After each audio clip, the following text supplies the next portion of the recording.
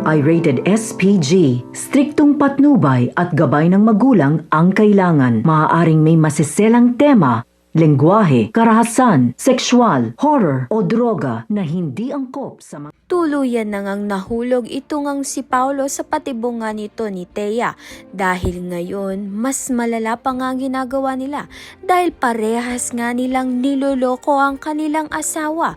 Gusto na nga ni Marge na ayusin ang relasyon nga nila nito ni Paulo.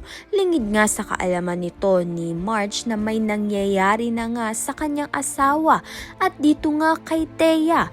Sa kabilang banda naman nga, wala rin ngang kaalam-alam itong si Edward na itong ang si Thea ay nilalandi nga itong si Paulo dahil nga wala pa rin ngang trabaho itong si Edward.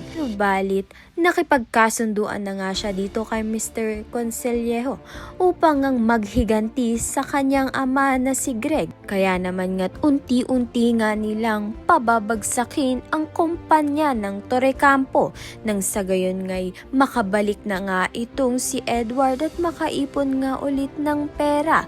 Kaya naman nga't yan at iba pa ang dapat nating pakaabangan. Maraming salamat sa iyong panonood.